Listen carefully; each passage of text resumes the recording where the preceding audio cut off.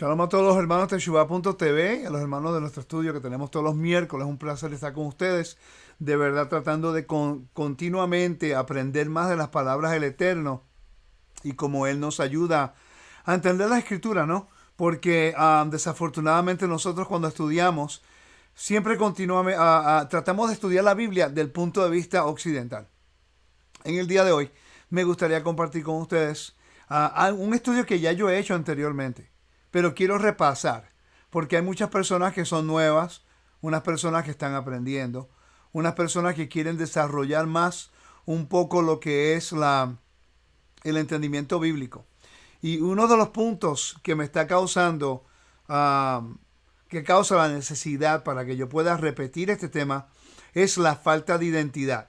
Cuando entramos a las raíces hebreas, uno de los fenómenos que ocurre, que nosotros nos sentimos con falta de identidad, ¿no? No nos estamos identificando como el pueblo cristiano, per se, como la teología o la denominación del cristianismo, pero tampoco estamos siendo identificados como judaísmo, la religión del judaísmo. Tenemos elementos de los dos, porque en realidad raíces hebreas todavía es un elemento de los dos sistemas, ¿no? Estamos saliendo de uno y aprendiendo de otro, buscando un balance entre los dos.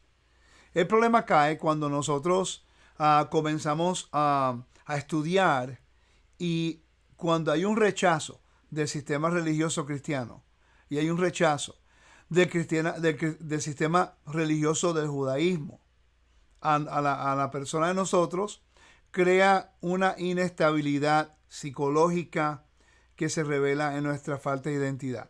Psicológicamente todos queremos sentirnos aceptados. Entonces yo pasé por eso personalmente.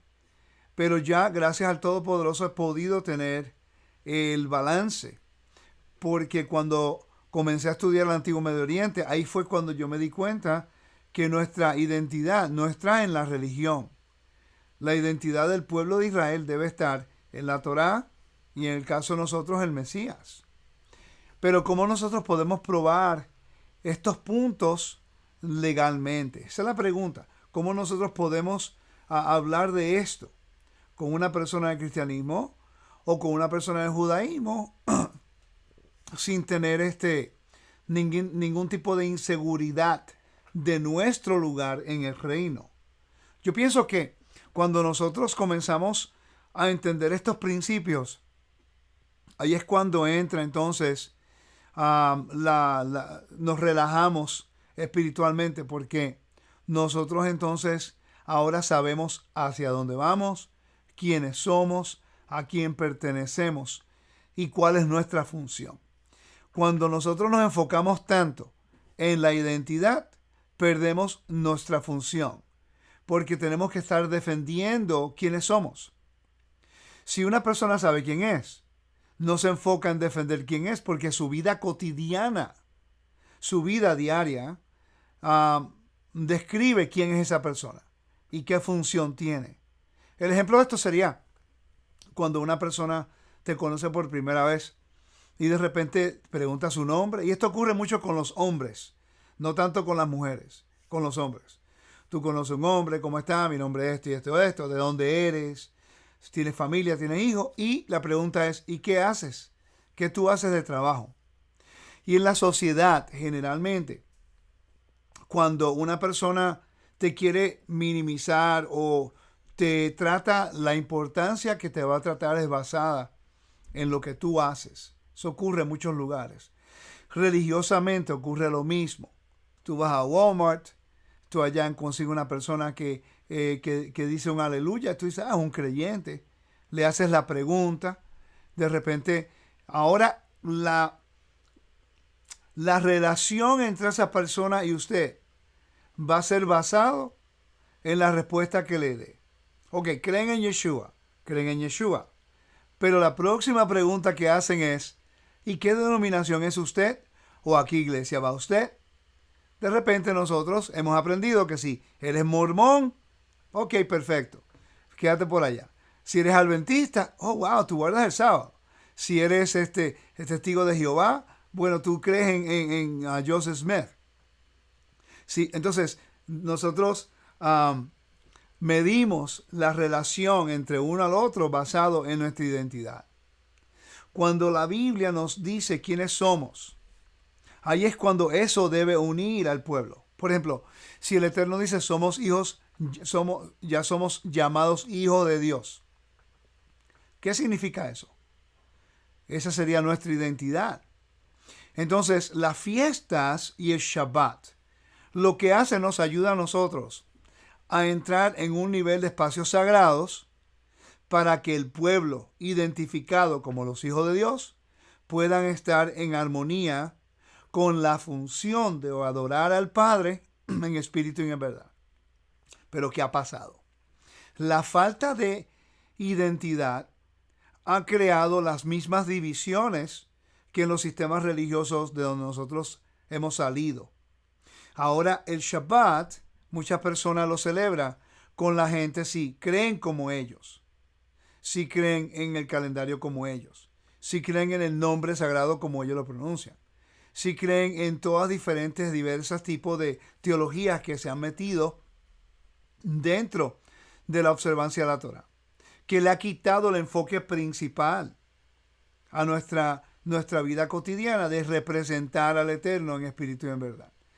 La clave de Israel es de ser el vehículo en la cual las naciones pueden llegar cerca al Eterno. El Eterno quiere morar con nosotros, esa es la clave. Él quiere morar con nosotros.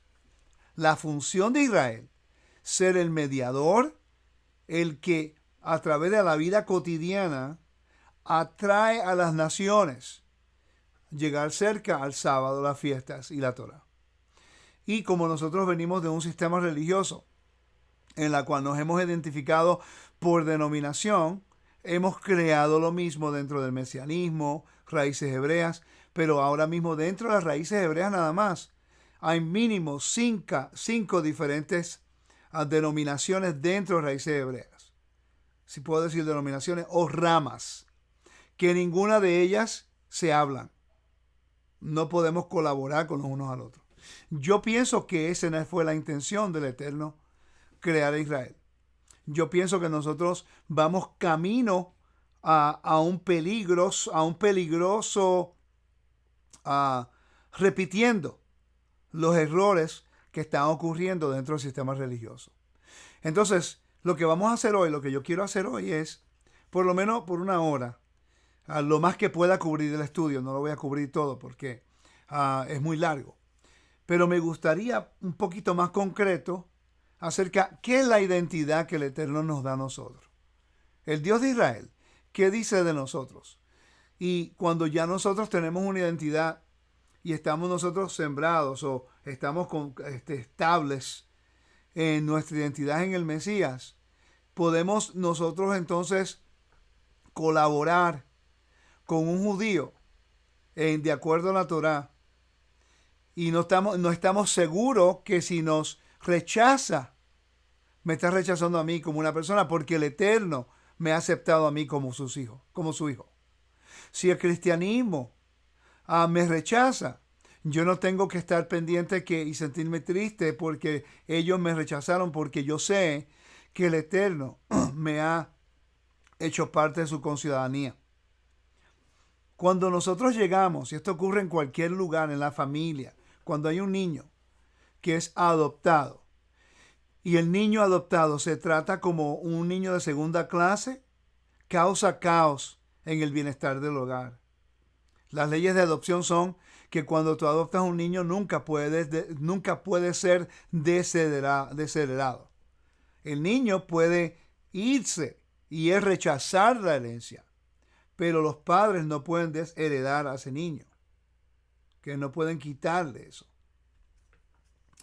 Entonces nosotros tenemos una herencia, hemos sido adoptados, pero sufrimos de falta de identidad. Las cartas de Pablo es lo que nos está tratando de dejar saber esto. Un pueblo pagano en el primer siglo, que estaban fuera de los convenios de la promesa y que no eran aceptados por el sistema religioso de la casa de Shammai de Israel. De repente Pablo le está tratando de escribir a un pueblo pagano gentil que ellos a través de Yeshua con el convenio y la confesión que hicieron, ahora ellos no son segunda clase. Ellos son ahora parte de la conciudadanía de Israel. No son judíos en nacimiento, pero no necesitan buscar la aprobación del judaísmo o del judío para hacerse sentir que son merecedores de la bendición de Dios, porque Dios no hace excepción de personas. Y recuerda que el templo fue establecido para que todos los que oraran hacia ese lugar, todos, no solamente los judíos, los israelitas, todas las naciones, Él escuchara el clamor de ese pueblo. Vamos a entrar al estudio porque tenemos algunos puntos que queremos hacer. Y yo pienso que si nosotros tenemos un balance y sabemos quiénes somos, mire, si nosotros vemos la sociedad hoy día, los problemas sociales que vemos entre los niños, las familias, el crimen, niñas que se acuestan con cualquier hombre, todo está basado en el caos dentro del núcleo familiar. Generalmente, y no todo el tiempo, pero generalmente cuando está la presencia de un padre y una madre criando a sus hijos, y los padres y las madres le dan el amor que los hijos se merecen, generalmente los niños crean un sentir de seguridad del amor de sus padres. Cuando hay una separación, ahí es cuando está la falta de se echan culpa, fui yo, los niños, se divorció mi papá por mí, ¿qué pasó? Y entra una crisis de identidad, porque se dividen las lealtades. Se divide la lealtad. Y eso es lo que nos está ocurriendo a nosotros. Entramos a raíces hebreas, o en este caso a la Torá. Ya no hay la lealtad al cristianismo como religión y teología, pero sí hay lealtad a los hermanos que usted estableció relación íntima con ellos allá. Ese es el problema. Cuando se rompe esa relación, ahí es donde cae el problema de identidad, porque ya no hay una relación íntima. Entonces, ¿qué hacemos? Bueno, si somos hijos de Dios, los judíos son hijos de Dios.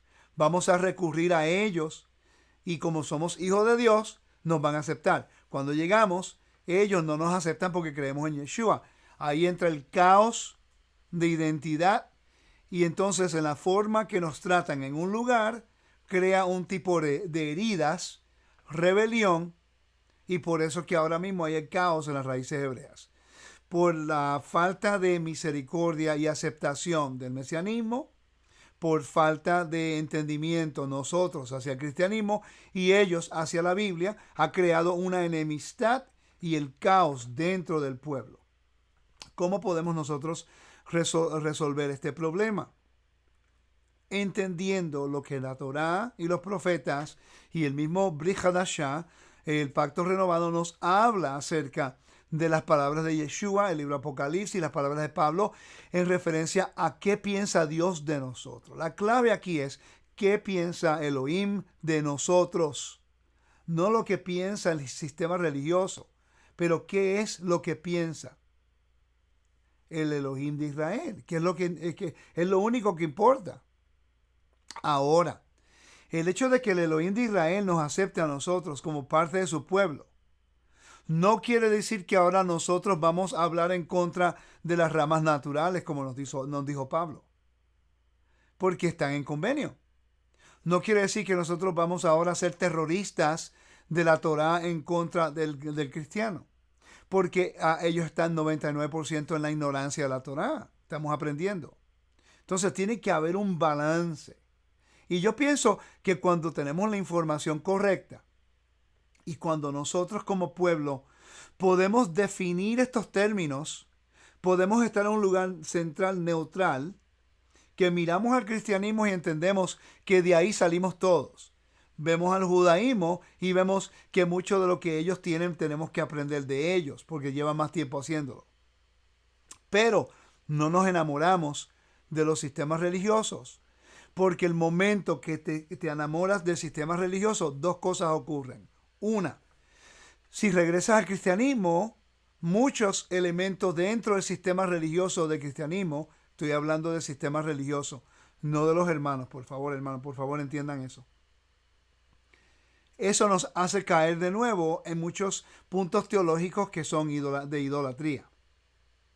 Si vamos al sistema religioso del ortodoxismo, nos va a causar, y ellos quieren que rechacemos a nuestro amo, a nuestro Mesías, a nuestro rabino. Y para mí eso es imposible, pues yo creo en perfecta fe en el Mesías. Todavía hay gente por ahí diciendo que yo no creo en Yeshua. No entiendo por qué, pero la gente dice lo que quiere, lo que le va a decir siempre. Entonces, vamos a entrar al tema. Me gustaría ir al PowerPoint, y son las leyes de adopción. Y esto es sumamente importante para nosotros entender, ¿ok? Las leyes de adopción. Cuando nosotros estudiamos las leyes de adopción, y yo me voy a quedar en el PowerPoint por un tiempito, porque yo quiero que ustedes, por favor, entiendan estos principios tan importantes o puedan seguirme. Porque si no nos siguen, entonces no va a haber una vía clara acerca de nuestra identidad. Así que es importante. ¿Ok? Cualquier duda, pueden los hermanos que están en el chat de WhatsApp escriban las preguntas allá, y poco a poco yo voy llegando a ellas si hay tiempo. El mapa que ustedes están viendo ahora mismo es sumamente importante para nosotros entender el tema de hoy. Recuérdense que la Biblia fue escrita para nosotros. La Escritura fue escrita para todas las naciones, pero no fue escrita a nosotros. Nosotros no éramos la audiencia original. Podemos aprender, podemos entender, podemos vivir nuestras vidas de acuerdo a los principios bíblicos, pero la Biblia no fue escrita directamente a los puertorriqueños, ni a los venezolanos, ni a los salvadoreños. No. Fue escrita a un pueblo en el Medio Oriente. Habían leyes, habían reglas, habían cultura, habían expresiones idiomáticas. Hay tipos de leyes antiguos. El código de Hammurabi, las leyes de Ashnunna, hay muchas de los Mitani, las leyes de los hititas. La Biblia está utilizando un vocabulario que se reconocía legalmente en el antiguo mundo. Nosotros vamos a investigar eso. ¿Ok? Isaías 46, versículos 9 y 10 dice: recuerden cosas que pasaron en el principio. Hace tiempo que yo soy Elohim y no hay otro. Y yo soy Elohim y no hay otro como yo. Y en el principio yo anuncio el fin. Proclamo por adelantado cosas que no han sido hechas. Y yo digo que mi plan permanecerá. Yo haré todo lo que se me plazca hacer. Quiere decir que él ha revelado todo desde el principio. Si Pablo está hablando acerca de lo que es adopción, entonces nosotros tenemos que entender que cuando Pablo habla de adopción, no es nada nuevo. Y interesante que Pablo le está hablando de adopción ¿a quién? No le está hablando de adopción a los israelitas, a los judíos. Pablo le está hablando de adopción a los gentiles, porque ellos no tenían ciudadanía. Entonces, es algo que tenemos que estar claro acerca de eso.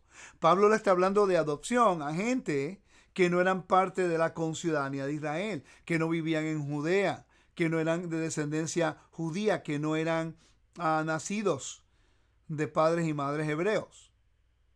Entonces, ¿por qué Pablo está hablando de adopción y de dónde saca él esta palabra importante? El precedente legal. ¿Cuál es el precedente legal de Pablo? Porque el judaísmo hoy día, por cierto, la palabra adopción, la palabra a español adopción y la palabra adopción inglés, en realidad no se llevaba a cabo, no se usaba hasta los 1800, 1700. 1700. ¿Ok? En la Biblia, en realidad no aparece una palabra, como decimos nosotros, adopción. No, perdón, disculpen. La palabra adopción, voy a hacer una corrección. La palabra adopción no aparece en la Biblia. Eso es lo que quería decir. ¿Ok?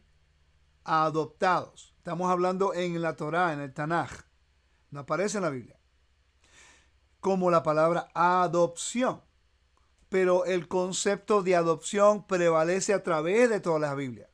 No es hasta que Pablo está hablando y se ha traducido la palabra adopción, las palabras que Pablo está utilizando en sus cartas. Porque si en el Imperio Romano y en el Imperio Griego, así como perso y egipcio, existían leyes de adopción. Entonces Pablo está utilizando los precedentes legales bíblicos, ¿no? Precedentes legales para entonces él utilizar esos precedentes legales de la Torá y ahora hablarlos en referencia a los hermanos que están en las naciones, que no son de descendencia hebraica, para darle una identidad dentro de su vida cotidiana, dentro del Imperio Romano, que tenían castas. En el Imperio Romano se encontraban los plebos, los plebeyos, los patricios, los esclavos, los libres, senadores y después César, o los ecuestrianos también. Pablo está tratando de darle a un pueblo minimizado, marginado, oprimido, esclavizado, una identidad en el Mesías. La equidad de Dios es la clave aquí. ¿Ok? El concepto de adopción es la manera más equitativa del Eterno explicarnos a nosotros a través de Pablo cómo es que nosotros ahora, aunque no muchos han nacido de los hijos de Israel biológicamente, pero su confesión y su lealtad al convenio, así como Caleb lo hizo en el desierto, le va a garantizar a usted una herencia. Y eso lo vemos en Ezequiel. Vamos a leer Ezequiel para establecer la primicia de lo que la Biblia nos está diciendo. Leemos en Ezequiel capítulo 47. Ezequiel 47 nos habla y establece un precedente, porque esto es en el milenio, ¿no? Como lo que conocemos el milenio. Dice, versículo 21 al 23. Dice, echaré suerte sobre ella por heredad. Voy a leer el versículo 21. Repartiréis pues esta tierra entre vosotros según las tribus de Israel. Y echaréis sobre ella suertes por heredad para vosotros y para los extranjeros que moran entre vosotros, que entre vosotros han engendrado hijos, y los tendréis como naturales entre los hijos de Israel. Echarán suertes con vosotros para tener heredad entre la tribu de Israel, las tribus de Israel. En la tribu en que morare el extranjero, allí le daréis su heredad, dijo Adonai Elohim. Quiere decir que el Eterno, mire, la Biblia, los problemas primordiales en el cuerpo del Mesías son dos. Falta de identidad, que es la herencia, y falta de identidad, ¿okay?, que es descendencia, y la herencia. Voy a repetir. Génesis 15. El convenio en Génesis 15 tiene que ver con la descendencia y la herencia. Eso es sumamente importante. El cristianismo como sistema religioso dice, ya nosotros somos Israel espiritual. En otras palabras, no hay una conexión con el Israel bíblico. Pero el Israel bíblico son las 12 tribus. Y la herencia a la heredad del milenio son para las 12 tribus de Israel de acuerdo al texto. El cristianismo como sistema religioso, hay muchos sistemas de muchas denominaciones, dice que ahora ellos son Israel espiritual, en la cual no hay una evidencia bíblica para eso. Ok. Y dicen que van al cielo, no a la tierra, cuando la Biblia constantemente nos dice que nuestra herencia es la tierra, ahí donde vamos a ser llevados. Hay una desconexión de identidad y de herencia. El judaísmo, a lo contrario, sabe su identidad. Son descendientes de Israel y conocen su herencia, pero no quieren que nadie fuera de ellos sean partícipe de la promesa que Dios le hizo a Abraham. Entonces, si otras personas quieren entrar, ellos te forzan a que tú niegues al Mesías, porque es a través de Yeshua la puerta que nosotros podemos adquirir nuestra descendencia y herencia. A través de Yeshua nosotros hemos sido llamados hijos de Dios. Porque mira qué interesante, en el judaísmo moderno, algo que ocurre que es peculiar. Una persona quiere hacer aliyá, hacer conversión. Yo conozco muchos que lo han hecho. Tienen que estudiar con un rabino. Si viven en Estados Unidos, tienen que estudiar con un rabino. Yo conocí una señora hace poco tiempo que quiere hacer aliyá a Israel, que ella es judía, pero que está yendo a un shu, a una keilá, en este caso una sinagoga, conservadora o reformista, no recuerdo. Y ella, como es judía, quiere ir a Israel. Okay, en el caso de ella cree en Yeshua. Pero como es judía y va a la sinagoga, no le preguntan nada, ¿no? Entonces ella dice, no, yo quiero ser aliyá porque mi familia está, yo quiero estar con mi familia, lo que sea que sea. Ok. El problema es que yo le dije a ella, usted si quiere ser aliyá, por el judaísmo, le van a preguntar si usted cree en Yeshua. Pero si usted hace aliyá, un rabino le agarra la carta, le da una carta. Él firma que usted es un judío o judía, que usted ha llevado los requisitos de que ellos han examinado su vida, tiene una congregación, guarda Torá, tiene la genealogía, lo que sea. Y la firma de ese rabino es lo que garantiza que usted tenga una carta de representación cuando llegue a Israel y se lo presente allá al cuerpo del grupo que ocurre para aceptarlo. El problema es que como ella va a una sinagoga conservadora o reformista, en Israel hoy día tiene mucho problema reconocer a judíos de Estados Unidos que son recomendados con una sinagoga reformistas, porque los reformistas en realidad no creen ni en la Biblia. Ellos siguen muchas cosas tradicionales, pero en realidad no creen. Ellos piensan que Moisés en realidad no escribió la Torá, de que nada de eso existió, que los milagros nada existió, nada de eso. Mira qué interesante. Entonces ellos pueden allá agarrar tu carta después del tiempo, después de la dedicación, de todo lo que tú hiciste para llegar a Israel. Y ellos dicen, no la valoramos, la tiran allá al lado. Tienes que comenzar de nuevo. Qué interesante. Nuestra carta de representación es garantizada con una firma, pero una firma fue con sangre. Esa sangre es lo que valida el convenio. Es lo que establece un indicador de convenio entre Dios, el altar y el pueblo, como lo hizo Moisés en el monte Sinaí. Tú rechazas a Yeshua para entrar al sistema religioso. Estás rechazando a la puerta de acceso. Y estamos pisando, como dice Hebreos capítulo 10, 26. Estamos pisando en la sangre del Mesías y en la gracia del Eterno. Entonces, los conceptos de adopción son importantes. Porque si una persona no es nacida de padres hebreos o judíos o israelitas, entonces, de acuerdo a la genealogía bíblica, no son judíos o israelitas. Pero una persona como Cornelio, una persona como Ruth, una persona como Caleb, una persona que está dispuesta a seguir al Dios de Israel y ser fiel. ¿Cuál es el procedimiento legal de inmigración? Pablo era un abogado de inmigración. Nosotros no consideramos eso. En Estados Unidos está ocurriendo algo bien peculiar hoy día en la frontera en Texas. Hay un grupo de personas, hay muchas personas que que vienen de otros países que están esperando en línea para ser injertados a este país legalmente y están pasando por el procedimiento legal para convertirse en ciudadanos.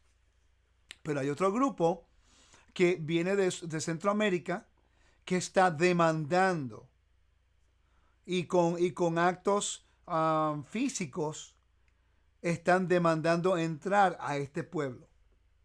Entonces eso es injusto para el que está en la línea esperando. El problema que tiene el judaísmo con el cristianismo es exactamente lo que estamos viendo en la frontera hoy día. El cristianismo, esto es algo que yo veía personas que venían de Latinoamérica. Y nadie está diciendo que no tienen un derecho de ser libres ni nada de eso. Nadie está hablando de eso. Es el método que están utilizando para poder tener acceso a las bendiciones de este país. Si tú has sido abusado, oprimido, marginado y vienes a un lugar donde te quieren dar una mejor vida, uno no puede demandar, uno no puede ofender, uno no puede traer su bandera cuando en tu país no te están tratando bien y tratar de imponer eso en tu otro país. Entonces esto es lo que está ocurriendo.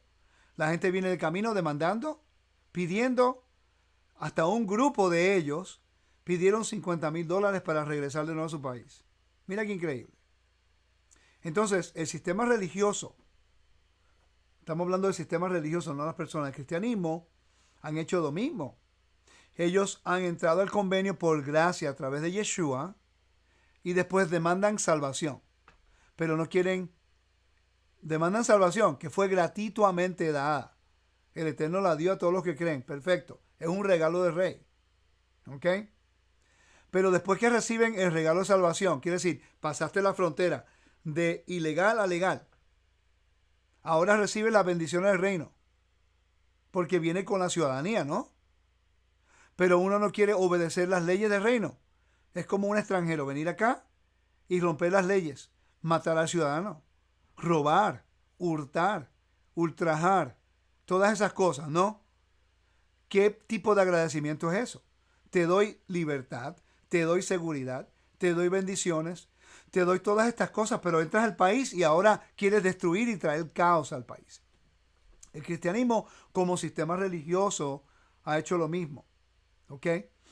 Sacan la Torá, la constitución ya no es válida. La Torá, los mandamientos, no hay que hacerlo.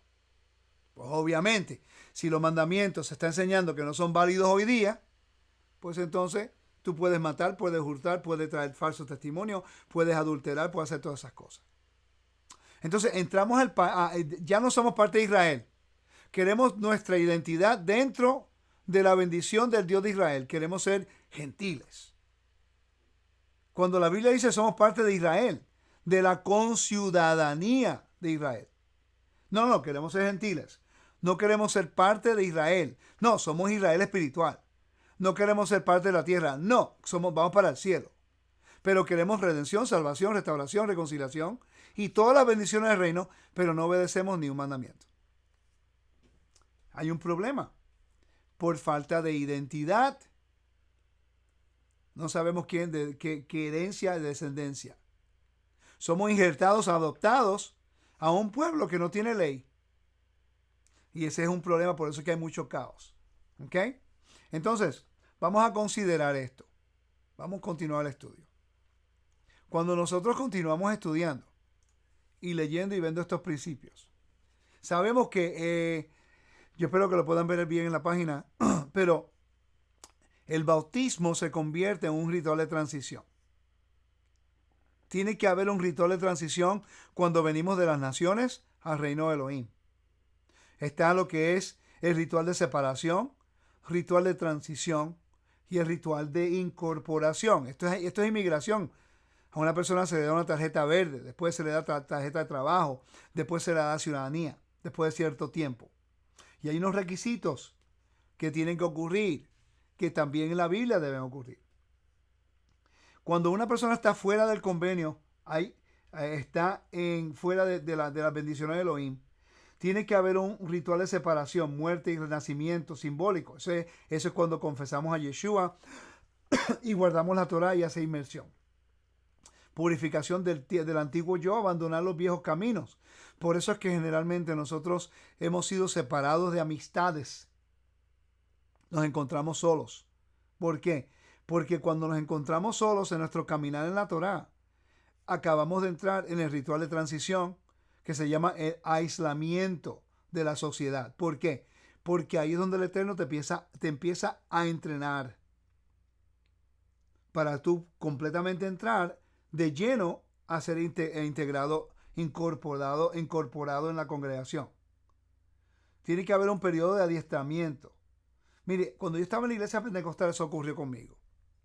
Tenía 13 años. A mí no se me daba la oportunidad de estar en ninguna posición con los jóvenes. ¿Por qué? Porque no había pasado por la clase de bautismo. Yo tomé los cursos de la clase de bautismo. Cuando tomé los cursos de la clase de bautismo, se hizo el bautismo. El momento que se hizo el bautismo al frente de testigos, ahí todo el mundo ya sabe que somos miembros de la congregación. Y de ese momento en adelante, si había una posición disponible entre los jóvenes, me la daban a mí si yo era digno de ella. Pero antes de eso no tenía ningún tipo de opinión. Lo mismo ocurre hoy día. El mundo e Israel ¿Y cómo es que el mundo puede ser parte de Israel? Los rituales de transición. Confesión de fe, el mikveh, y también ahora nuestra vida cotidiana de acuerdo a la Torah. Y después viene lo que se llama el ritual de incorporación. Ahí es cuando en el templo había unos sacrificios para un converso, para una persona que está haciendo conversión. Después hacía una consagración y podía ahora, se le daba un nombre nuevo y podía entrar ahora a la comunidad como un miembro completo, no importa de dónde fuera, no importa dónde hubiera nacido, él era parte del reino de Elohim, porque pasó por el ritual. Por eso que en Estados Unidos, cuando tú pasas por las clases de ciudadanía, el momento que tú tomas el juramento a la fidelidad a la Constitución de los Estados Unidos, en ese momento y te dan el qué, un certificado sellado por el gobierno de los Estados Unidos. Pues nosotros hemos sido sellados con su espíritu.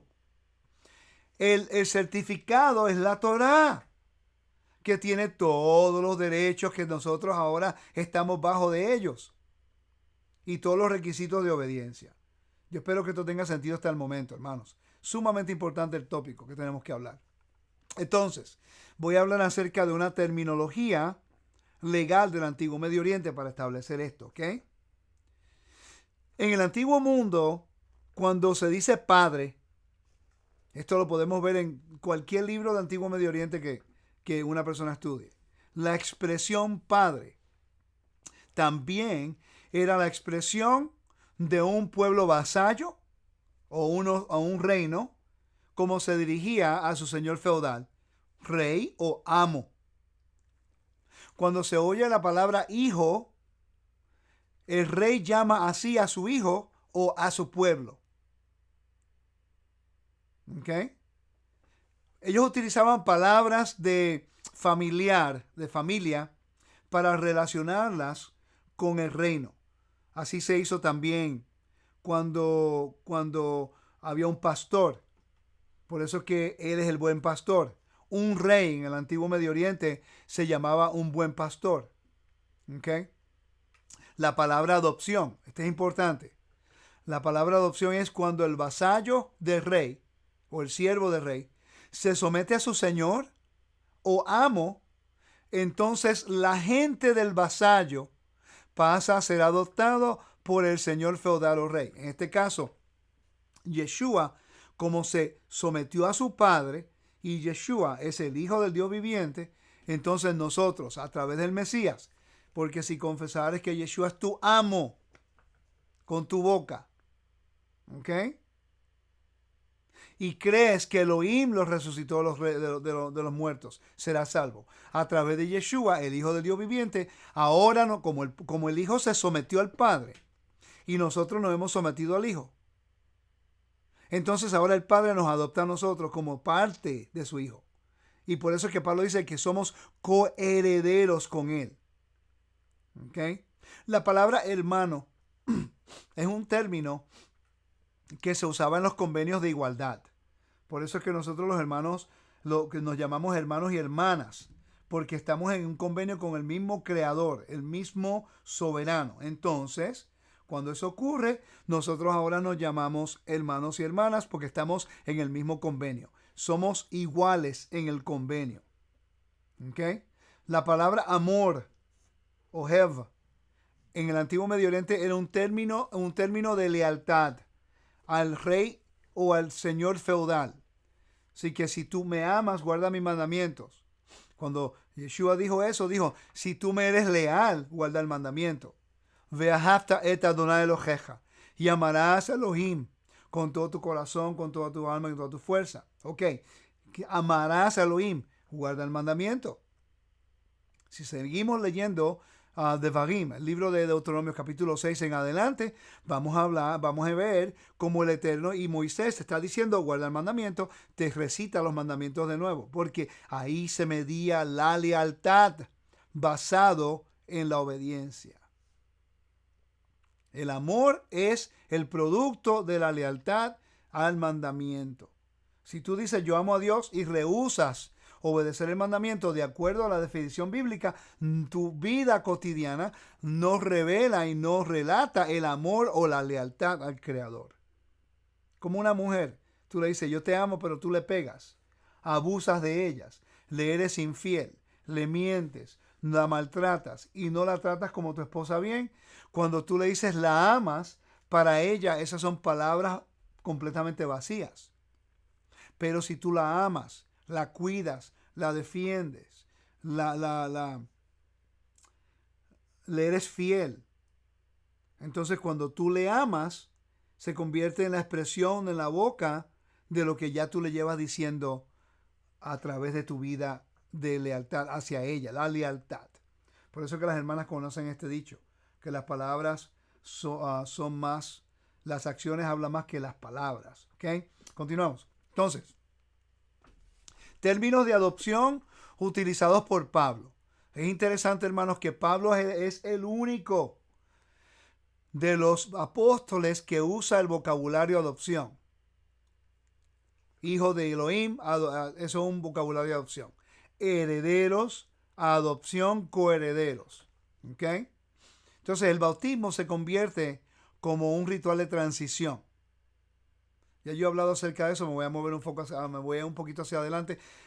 Vamos a hacer algo. Voy a dar estos ejemplos, porque yo creo que estos ejemplos son importantes para el estudio, como una base de establecer lo que es el bautismo. ¿Por qué la inmersión o el bautismo es tan importante desde un punto de vista legal? Porque se llama juicio divino. Si usted busca mi estudio, el lago de fuego, ¿qué es el lago de fuego? Ahí usted puede ver con más detalle la importancia de lo que es la inmersión en referencia a un juicio divino en contra de nosotros o a favor, depende de quién es el juez. En este caso es el Eterno, el juez de Israel. Cuando nosotros venimos al Evangelio, causamos traición al amo de este mundo, que es Satán. Porque nosotros nacimos bajo la jurisdicción de Satán en esta tierra. Por eso es que los niños judíos, cuando nacen, le hacen la circuncisión en el 8º día. ¿Por qué? Porque la circuncisión es la señal del pacto con Dios. Quiere decir que aunque un niño hebreo nazca en este mundo, que la jurisdicción hoy día, aunque Satán no es el creador, pero por lo que hizo Adán, le dio la jurisdicción a Satán en vez de la humanidad representando a Dios.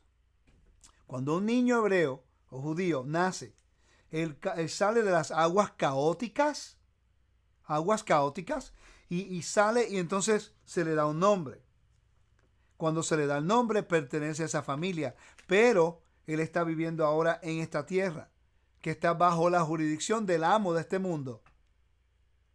Pero cuando se le pone la circuncisión al niño, se separó ese niño, porque ese niño ahora tiene la señal del pacto, que le garantiza ¿qué? La descendencia y la herencia. Quiere decir que el Eterno ha establecido una legalidad para que los judíos o los israelitas, cuando nazcan, el amo de este mundo no tiene jurisdicción bajo ellos, ni de la tierra, ni de la descendencia. Ahora entendemos por qué es que Satán está desesperado tratando de eliminar la tierra de Israel y de eliminar también a los israelitas, a los judíos. Es fácil. Si tú eliminas a los judíos y a la tierra se la da a los palestinos, no hay evidencia de un Dios en la tierra. No hay evidencia de un creador. No hay evidencia de un amo soberano en el mundo. Y por eso es que la tierra está en caos.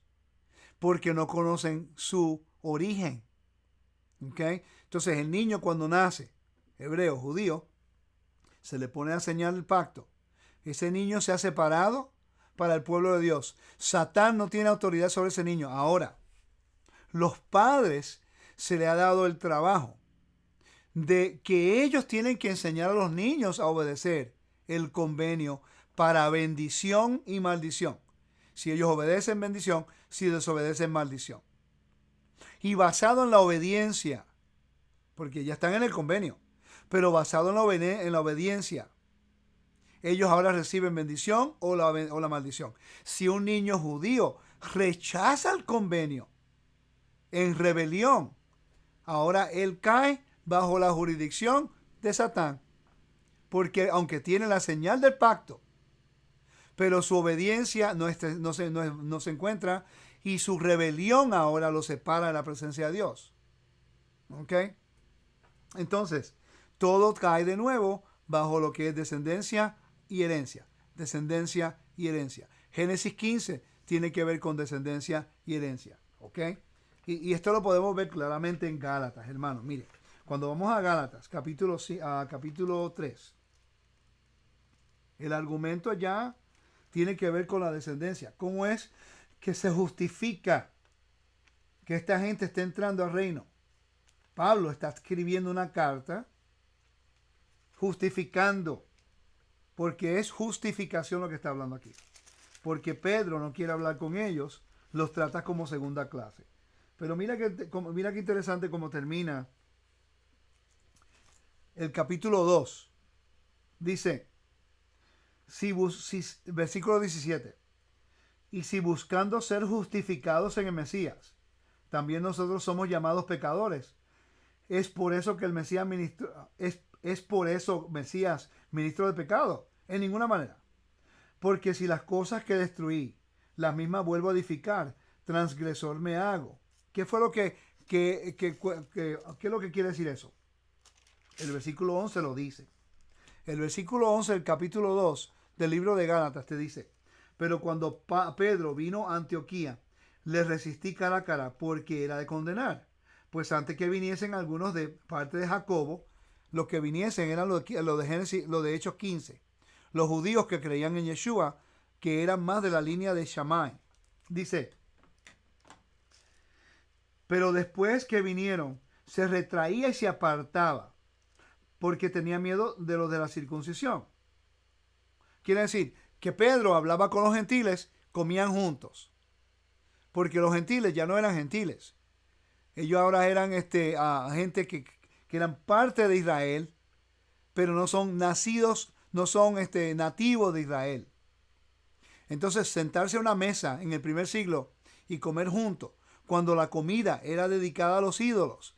Por eso es que Pedro tenía miedo de lo que los judíos dijeran. Porque en el Imperio Romano, así como en Asia Menor, se encontraba lo que se llamaba culto imperial. Entonces, el culto imperial era adoración a César. Y si uno se sentaba a la mesa a comer comida de la esquina, la carne de la esquina, esa carne era dedicada a César o a los dioses de Roma. Entonces, un judío no comía con los gentiles por eso, porque cae bajo lo que se llama Avodah Zará, que es idolatría. ¿Ok? Por eso es que en Hechos 15 se combina lo que es idolatría, adulterio y comidas impuras. Porque en el primer siglo se hacía eso. Pero como la gente de Israel, de Jerusalén, no conocen el estilo de vida de las personas en Galacia, o en este caso en Antioquía, entonces Pedro se retraía. Y al retraerse, le daba un mensaje de separación a los hermanos en Yeshua. Y entonces eso establece una primicia como de castas. Los judíos aquí, la gente acá. Y Dios de Israel no hace excepción de personas. Mira, cuando regresamos al capítulo 3, al capítulo 2, y comenzamos al versículo 19, dice, porque yo por la ley soy muerto para la ley, a fin de vivir para Dios. Con el Mesías o estoy juntamente crucificado, y yo no vivo más, vive el Mesías en mí. Y lo que ahora vivo en la carne, lo vivo en la fe de los hijos del Hijo de Dios, el cual me amó y me entregó a sí mismo. No desechó la gracia de Dios, pues si por la ley fuese la justicia, entonces por demás murió Yeshua. El contexto es la justicia, la equidad. Estás utilizando la Torá para hacer excepción de personas, Pedro, no puede hacer eso. Entonces el capítulo 3 comienza con Pablo explicando cómo es que esta gente son justificados por Abraham. Entonces te está guiando a Abraham. Y el contexto de Abraham era ¿qué? Herencia, descendencia. Lo que Dios le prometió a Abraham fue la descendencia y la herencia. Y Abraham no era judío. Abraham era un hombre, un hebreo. ¿Ok? Entonces, cuando el capítulo termina, mira lo que dice. Versículo 23 en adelante. Porque no tengo tiempo de leerlo todo. ¿Ok? Dice, pero antes que viniese la fe estábamos confinados bajo la ley, encerrados para aquella fe que iba a ser revelada. Muchas personas dicen que eso tiene que ver que la ley ya pasó. Ese no es el contexto del capítulo, hermanos. El versículo 24, de manera que la ley ha sido nuestro ayo para llevarnos al Mesías, a fin de que fuésemos justificados por la fe. El contexto no es salvación, es justificación. Entonces, para la venida de fe ya no estamos bajo ayo. Pues todos sois hijos de Dios, ¿ves? Pues todos sois hijos de Dios por la fe en el Mesías Yeshua. Y dice, porque todos los que habéis sido bautizados en el Mesías, del Mesías estáis revestidos. Ya no hay ni judío, ni griego, no hay esclavo ni libre, no hay varón, ni tampoco mujer, porque todos vosotros sois uno en Yeshua el Mesías. Y si vosotros son del Mesías, ciertamente linaje de Abraham sois y herederos según la promesa. El capítulo 3 de Gálatas no está minimizando la Torah en nada, sino que está arreglando el problema con Pedro, que está minimizando, está marginando, está echando al lado personas que han jurado a fidelidad a Yeshua y al Dios de Israel, su padre. Entonces aquí Pablo está diciendo, ustedes son ¿qué? Hijos de Abraham, hijos de Dios, parte del linaje de Abraham, herederos de la promesa. ¿Y cuál es el contexto de Génesis 15? La descendencia y la herencia. El mismo problema. Entonces, ¿cómo es que el Eterno de Israel, pues, nos da a nosotros la forma de estar tranquilos que somos verdaderamente adoptados dentro, que tenemos la herencia y descendencia de Israel sin tener que buscar la aprobación de un sistema religioso? Ahora comenzamos con unos ejemplos. La historia de Moisés. Moisés fue lanzado en el río Nilo por un decreto juicio divino, parte de Faraón, que Faraón era el dios de Egipto. Entonces, cuando el río Nilo no mató, no ahogó, o el dios Api de los egipcios no mató o ahogó a Moisés, para los egipcios quería decir que Moisés era inocente de la acusación que hizo Faraón. Por eso fue que la hija de Faraón lo adoptó. Hubo una adopción. Que Moisés se consideró como hijo de Faraón y fue un príncipe de Egipto. ¿Ok? Por eso fue que tuvieron que pasar por las aguas, el Mar Rojo. Es una forma de nacimiento, una nueva creación. Y también Yeshua tuvo que hacer inmersión. ¿Por qué Yeshua tuvo que hacer inmersión? Cuando Yeshua ya es el hijo de Elohim. Pero es una dinámica bien interesante. Porque Yeshua es hijo de José. Quiero aplicar esto un poquito mejor aquí. Es algo importante. Yeshua es el hijo de José. Cuando Yeshua sale del vientre de María, sale de agua. Aguas caóticas. El vientre. Es lo mismo. El diluvio.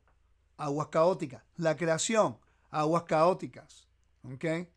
Entonces, el nacimiento de un bebé, después de 40 semanas, generalmente, sale de aguas caóticas. Cuando el bebé sale, nace bajo la jurisdicción de este mundo. Yeshua nace a través de María. José le da el nombre Yeshua y José lo adopta. ¿Ok? Ya él ahora es adoptado, para que Yeshua pueda tener la autoridad de ser llamado hijo de Israel.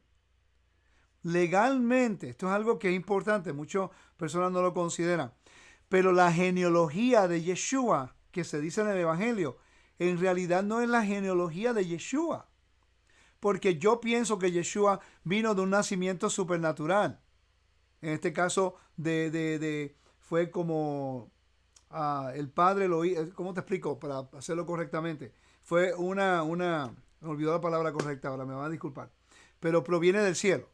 Bueno, entonces cuando él nace del linaje de José, la genealogía de José es para enseñarnos a nosotros que él viene de una genealogía honorable, y que José era un descendiente de David que tenía la autoridad de ser llamado rey de Israel. En otras palabras, que él era descendiente de David. Que Yeshua ahora se convierte como la persona apta para tomar el liderazgo del rey de Israel. ¿Ok? Entonces, ya eso está claro. Queremos decir que ya cuando José lo adopta, ahora tiene legalmente la autoridad para ser llamado rey de Israel, porque proviene de la genealogía. Aunque no es hijo de José biológicamente, pero la adopción, el nombrarlo. Por eso que en la Biblia lo nombraban los padres. ¿Ok? Benjamín fue llamado Benoní por su madre Raquel, pero después el padre lo llamó Benjamín, el hijo de la mano derecha. Porque el nombre le daba la función, el padre le daba la función con el nombre, y era una forma de declarar a todo el mundo que ese niño era de él, no de otra persona. Declaraba autoridad sobre ese niño. Y ese niño ahora lleva la identidad del padre. ¿Ok? Entonces, cuando Yeshua hace inmersión en el río Jordán, ¿por qué? ¿Por qué tenía que hacerlo? Porque ahora José no se dice más de él. Ya el requisito para ser hijo de David fue cumplido. Pero entonces ahora, para que Yeshua tenga la autoridad de ser el hijo de Dios, para que tenga dominio sobre la creación, es cuando entra el bautismo de Yeshua. No es porque él hizo nada malo, porque va a ocurrir algo muy importante. Cuando Yeshua va a las aguas y sale del agua, como una tipología de una nueva creación, una metáfora, un simbolismo de una nueva creación legal. ¿Qué ocurre? La voz sale del cielo, baja del cielo.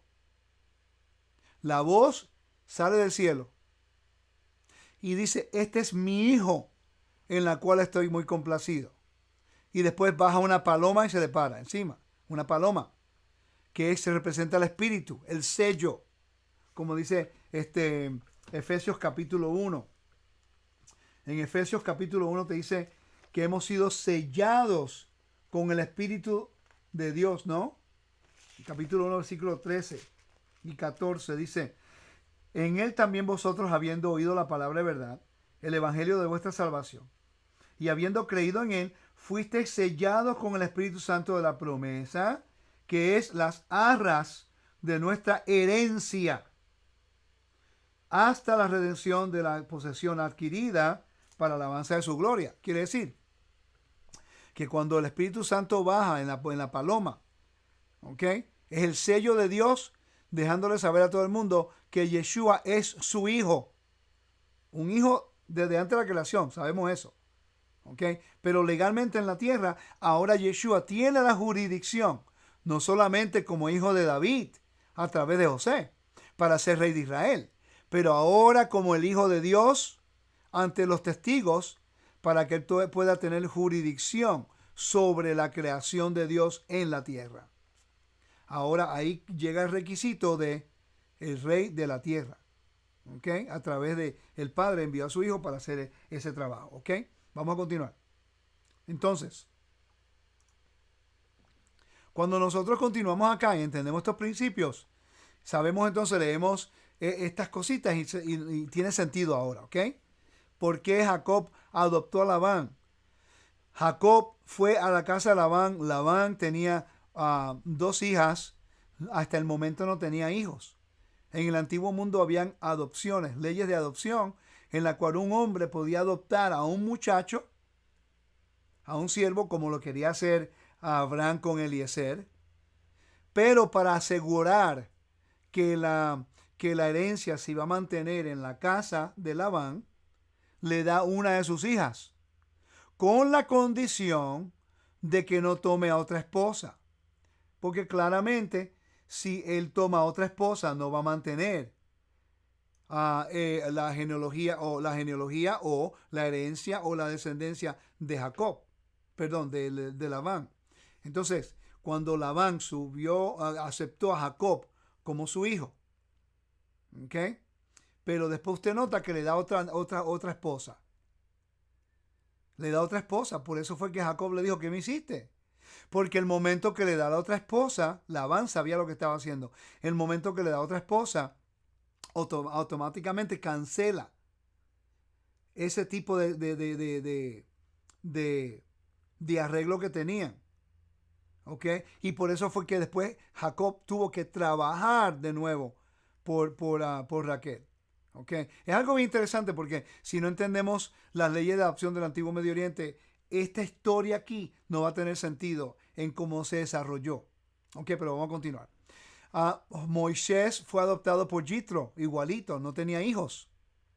Quiere decir que la casa de Jitro le pertenecía a Moisés. Ok. Ahora entendemos por qué en Éxodo capítulo 18, cuando Jitro, ya el pueblo de Israel estaba en el desierto, que Jethro fue a visitarlo y le llevó a su hija de nuevo. Pero para que entonces, como ya él era adoptado por Jethro, ¿qué hace Jethro? Se convierte al Dios de Israel, trajo sacrificio al tabernáculo, porque ya él sabía que Moisés tenía que ser hijo de Dios y no el hijo de él. ¿Ok? Salomón fue legalmente adoptado por el Eterno. La Biblia lo dice. Usa el vocabulario. Él será mi padre y tú serás el hijo. Yeshua fue legalmente adoptado por Joseph, ya hablamos de eso. Todos nosotros hemos sido adoptados legalmente por el Eterno a través de Yeshua, el Mesías. Eso es lo que vamos a tratar de hablar aquí en este estudio, ¿ok? Disculpen. Entonces, vamos a continuar acá. Vamos a ver una ley. No quiero moverme de esto. Vamos a buscar el paralelo de los ugaritas al proceso de adopción de Efraín y Manasés. Vamos a ir a Antiguo Medio Oriente. Claramente la foto no está correcta en el sentido de que Efraín y Manasés no eran unos niñitos como se ve ahí, que era un poquito más, era mayor. Pero vamos a mirar aquí lo que nos dice la ley del Antiguo Medio Oriente. Hay un artículo de Mendelssohn de la Universidad de Columbia, Nueva York, que dice: ninguno de los casos de adopción que se registran en el Antiguo Testamento contienen terminología bíblica, contienen terminología babilónica tan precisa como el caso de Efraín y Manasés. La solemne frase pronunciada por Jacob antes de su muerte, en la que lleva a cabo un acto de adopción con sus nietos, es casi idéntica al proceso babilónico empleado a través del Antiguo Medio Oriente. Eso es algo muy importante, por cierto. Por ejemplo, cuando Jacob dice en Génesis 48, versículos 5 y 6, dice: ahora tus dos hijos que te nacieron en la tierra de Mitzrayim, de Egipto, antes de que yo viniera a ti en Egipto, son míos. Efraín y Manasés serán tan míos como Rubén y Simeón lo son. Pongan atención el vocabulario que está utilizando. Rubén y Simeón. Él está comparando Efraín y Manasés con los hijos de su primera esposa Lea. Dice: los nacidos a ti después de ellos serán tuyos, pero para el propósito de herencia, ellos serán contados con sus hermanos mayores. ¿Ve? Está hablando aquí de la herencia. La identidad es que ya tú no eres mi nieto. No son mis nietos, son mis hijos. Ellos van a adquirir una herencia con todos los hijos de Israel. ¿Ok? Dice el párrafo 170 del Código de Hammurabi. Dice, si uno tuvo una primera esposa que le dio hijos, y si su esclava le dio hijos, el padre en vida dice a los hijos de la esclava, ustedes son mis hijos, se los contará como los hijos de la primera esposa. Interesante porque Efraín y Manasés serán míos, como lo son Rubén y Simeón. Es un paralelo al anuncio del párrafo 170 del Código Hammurabi, que menciona que un padre legitima los hijos tenidos por su esclava o concubina, en este caso la esposa de Jacob, de Efraín, de José, no es la concubina de Jacob, pero el vocabulario que está utilizando para adoptarlo es lo que estamos es claro aquí. Luego que el padre se muere o va al destino, los hijos de la primera esposa y los hijos de la esclava tomarán proporcionalmente y compartirán la propiedad paternal. Como Jacob, los padres adoptivos babilónicos usaban el término mis hijos. Y nuevamente, como Efraín y Manasés son declarados igual a Rubén y Simeón, los hijos de la primera esposa Lea, asimismo, bajo las leyes babilónicas, los hijos adoptados son contados como hijos de la primera esposa. Quiere decir que si nosotros somos hijos, hemos sido llamados hijos de Dios y somos injertados a Israel, tenemos el mismo derecho que los hijos de Israel a la herencia. Ya yo leí eso en Ezequiel capítulo 47, versículo 21 al 23. Pablo habla acerca de eso. Ok, entonces, obtuvo Efraín una herencia, de acuerdo a la Biblia. Porque recuerde que en este caso Jacob muere. Jacob va a morir. ¿Qué le garantizaba a los hijos de José, Efraín y Manasés que los hijos de Israel verdaderamente les iba a dar una herencia cuando ya había una disfunción en la familia, cuando los hijos de Israel, de Jacob, querían matar a José ya una vez? ¿Qué garantizaba que ellos iban a guardar esa palabra? Porque Jacob utilizó un vocabulario legal que si no se usaba y no se le daba la herencia, deshonraba el nombre de Jacob y el Dios de Jacob. Los hijos de Israel entendían este vocabulario. Somos nosotros que no lo entendemos en el mundo occidental. ¿Por qué? Porque la Biblia fue escrita para nosotros, pero no a nosotros. Y muchas de estas cosas estamos ajenas de ellas. Ok, regreso al PowerPoint. Entonces, dice en Ezequiel 48, versículos 4, 5 y 6. El territorio de Manasés correrá junto al territorio de Neftalí de este al oeste. El territorio de Efraín correrá junto al territorio de Manasés. El territorio de Rubén correrá junto al territorio de Efraín del este al oeste. Interesante que pusieron el territorio de Efraín junto al primogénito de Jacob, hijo de Lea.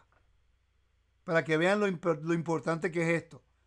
Que Ezequiel está siguiendo la línea legal que se estableció en el mundo antiguo. Continuamos.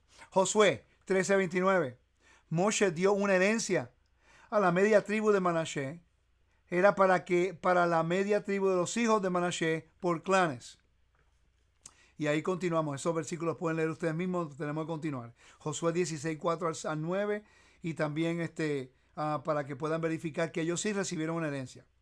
El libro Apocalipsis habla acerca de que hay dos tribus que no aparecen. ¿Ok? Pero después aparece José. El que adopta da nombre al niño. Oigan esto. Estamos leyendo la historia de Jacob en Génesis. Perdón.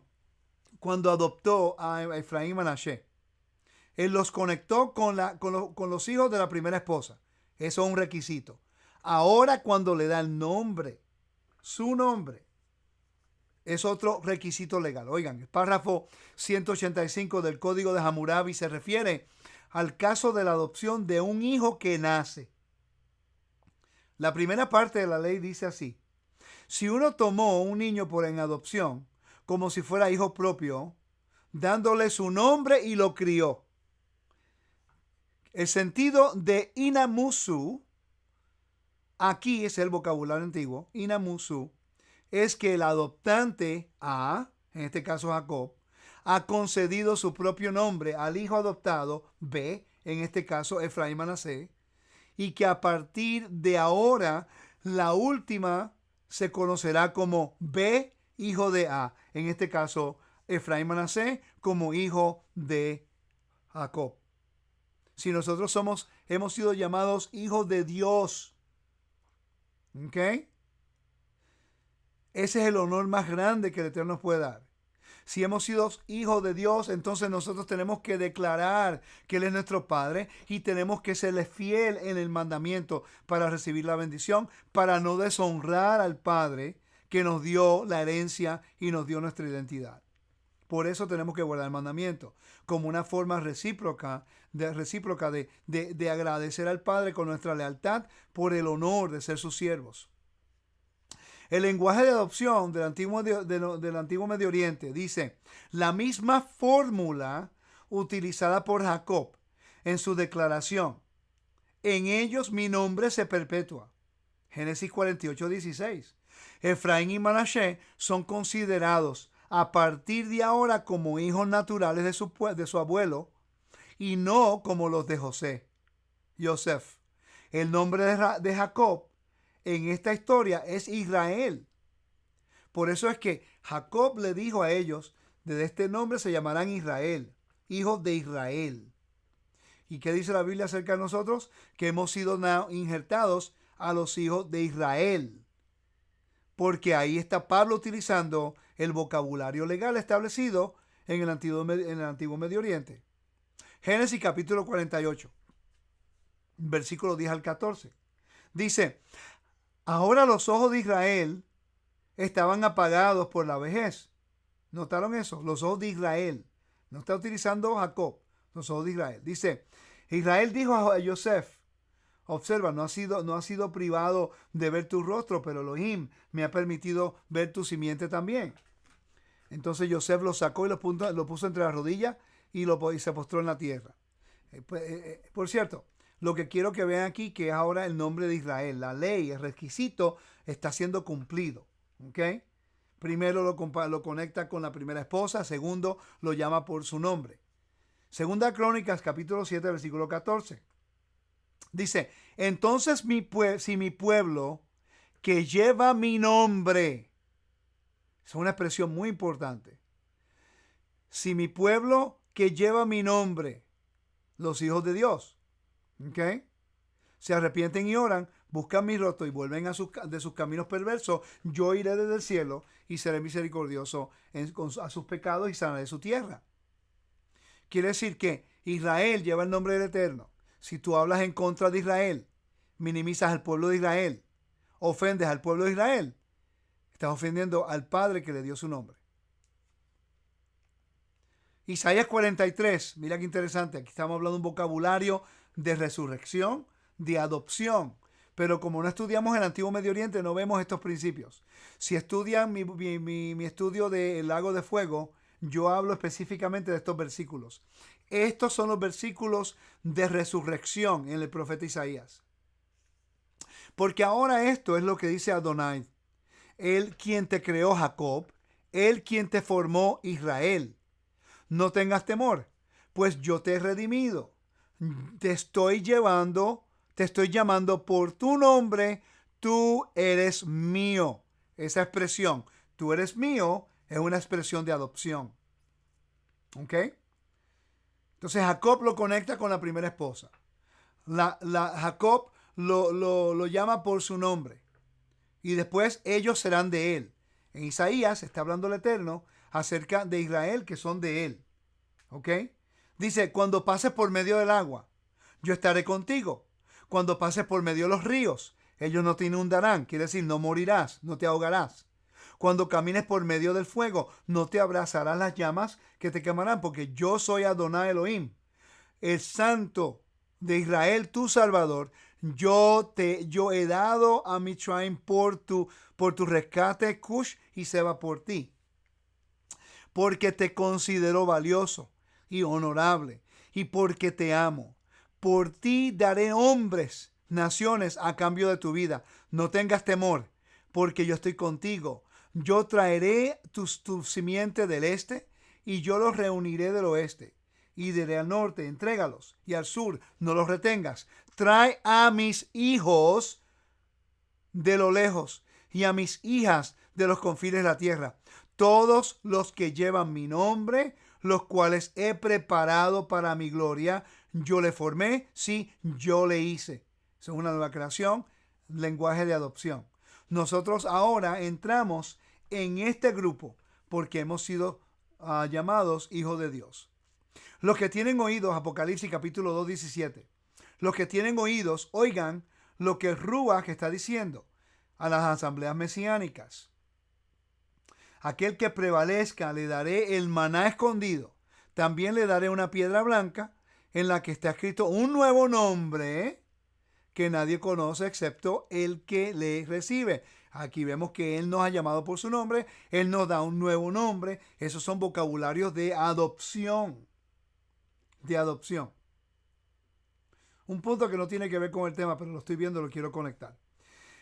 Dice, una piedra blanca. ¿Sabían ustedes que el Imperio Romano, cuando habían competencias de deportes o cosas así, al vencedor se acostumbraba a darle una coronita, las deudas los impuestos no lo tenían que pagar de por vida, si era gladiador o si era un deportista, ¿no? Pero también a una persona que ganaba una carrera se le daba una piedra blanca como una señal de victoria. Por eso es que él dice, el que prevalezca. Le daré el maná escondido, también le daré una piedra blanca. Recuérdate que la carta de Apocalipsis o Revelación está hablando a los dispersos de Israel en Asia Menor bajo el Imperio Romano. El apóstol está hablando y diciendo que si tú vences al enemigo, Él te va a adoptar, Él te va a cuidar, Él te va a reconocer como su hijo. Continuamos. Apocalipsis 3, versículo 12. Yo haré del que prevalezca columna del templo de mi Elohim y nunca lo abandonaré. También escribiré en él el nombre de Elohim y el nombre de la ciudad de Elohim. Todo tiene que ver con el nombre aquí mismo, ¿no? Entonces, Juan capítulo 1, versículo 12 al 14 dice, mas a todos los que le recibieron, a aquellos que ponen su confianza en su persona y su poder, Él les dio potestad. Hermanos, eso es una expresión legal. Potestad de convertirse en hijo de Dios. No por herencia sanguínea, ni por impulsos físicos, ni por intención humana, sino porque a Adonai así lo dispuso. La palabra se hizo carne, habitó entre nosotros, y nosotros vimos su Shekinah. La Shekinah, o la gloria, del único Hijo del Padre, lleno de inmerecida misericordia y verdad. ¿Okay? Quiere decir que de todos los que vienen a través de Yeshua, sea hebreo o no, tienen una identidad en el Mesías que les garantiza, si obedecemos el mandamiento para bendición, nos garantiza a nosotros una descendencia y una herencia. El libro de Oseas, capítulo 1, versículo 10 al 11, dice, de todos modos, el pueblo de Israel será numeroso tanto como los granos de arena en el mar, que no puede ser medido ni contado, sino, así que el tiempo vendrá cuando en vez de ser dicho, tú no eres mi pueblo, será dicho en ellos, ustedes son los hijos del Dios viviente. Entonces los hijos de Judá y los hijos de Israel serán recogidos juntos. Ellos nombrarán por sí mismos un jefe y ellos saldrán de la tierra, porque ese será un gran día, el día de Israel. Él edificará una casa en segunda. Mira qué interesante. La promesa a Salomón. Segunda de Samuel. Cuando Samuel lo iban a ungir como rey. Él edificará una casa para mi nombre y yo estableceré su trono real para siempre.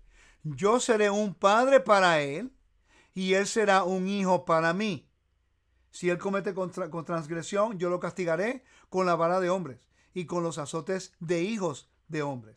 Mira qué interesante. Voy a explicar eso un poquito porque es importante. Ok.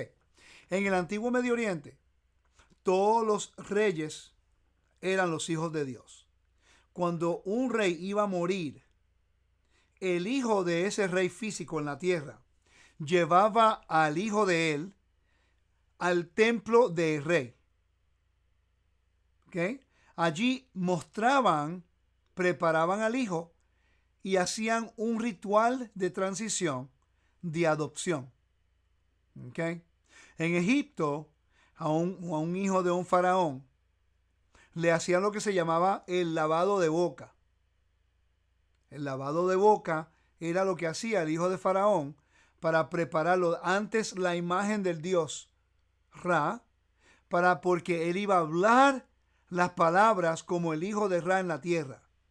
Y todo lo que procedía de la palabra de ese faraón, después del lavado de boca, del ritual egipcio del lavado de boca, y después que hubo ese ritual de transición, en el momento que se traía al hijo de faraón, se le ponía la corona, le daban 5 nombres. En Egipto le daban 5 nombres a un rey de Egipto. En la Biblia, en Isaías, ocurre más o menos lo mismo. Cuando se entrona a un rey de Israel, se le dan diferentes nombres y tú lo puedes ver a través de la Biblia. David se llamaba el león de Judá, el buen pastor, se llamaba por diferentes nombres, ¿ok? Pero en Isaías capítulo 9, versículo 6, es importante, porque en Egipto, cuando en Mesopotamia o los hititas hacían lo mismo, el rey se convertía en la imagen del Dios invisible. El rey se convertía en el portavoz de la voluntad de ese Dios.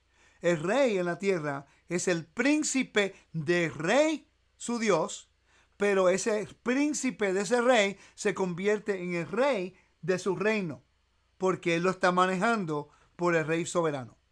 Entonces, aquí vemos nosotros que el ritual de transición, cuando está el lavado de boca en Egipto, en este caso Egipto, entonces ahí es cuando se termina el ritual, Faraón el padre muere y ahora el hijo toma posesión del reinado y él es ahora el hijo del Dios. Y el pueblo lo reconoce como la voz de ese Dios. Todo lo que dice ese Dios es como si, todo lo que dice Faraón es como si fuera el mismo Dios hablando. Con el nombre, con la autoridad, con la potestad, con todo.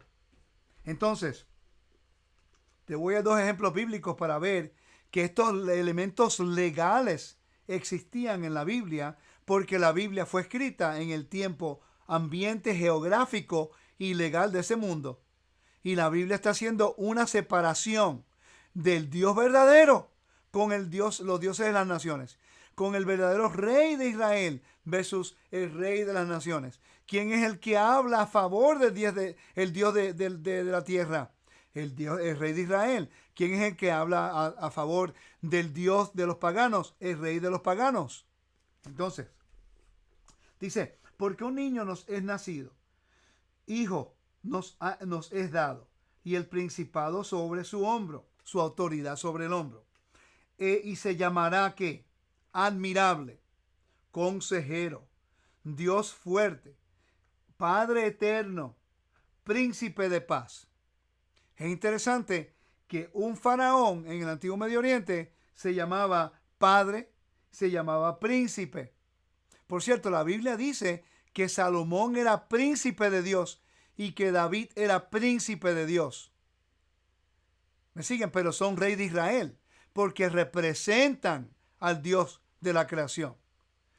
Estos son 5 nombres. Por cierto, en el antiguo Medio Oriente un rey se llamaba padre. El pueblo se llamaba el hijo. El príncipe era el hijo del padre, el rey. Las cartas de el Amarna de Egipto enseña cuando Faraón escribía cartas a sus súbditos y a sus vasallos. La carta comenzaba más o menos de esta forma. Yo, Faraón, hijo del sol, soberano de todo, soy tu padre y tú eres mi hijo. Yo te amo y yo sé que tú me amas y yo te conozco. ¿Qué quiere decir eso? Es el vocabulario que usa. Dice, yo soy tu padre, yo soy tu rey. Tú eres mi hijo, tú eres mi vasallo. ¿Ok? Yo te amo, yo soy leal a ti. Tú me amas, tú eres leal a mí. Yo te conozco, yo conozco tu fidelidad. Estas palabras son legales. Ahora, mira qué interesante. Cuando había un ritual de transición, para que entonces el faraón pudiera ser el portavoz de la palabra, de las palabras del Dios que él viene hablando, se llama a Moisés le pasó lo mismo cuando él dijo que no hablaba bien, que él era torpe de labios, porque no era digno, no se sentía digno. Él había matado a un hombre en Egipto una vez. Él no se sentía digno de que la palabra de Dios salieran por su boca. ¿Ok? Por eso fue que después Aarón hablaba por él. Circuncisión de los labios, ¿no? Ok. Y por eso que dice Ezequiel que nuestros labios van a ser circuncidados, van a ser limpios. Los sacerdotes, el corazón va a ser circuncidado, perdón. Pero dice a los profetas, cuando estaban, Isaías, cuando estaba en la presencia de Dios, que dijo, ay, no conozco en español como dice, I'm undone, I'm on clean lips, tengo labios impuros.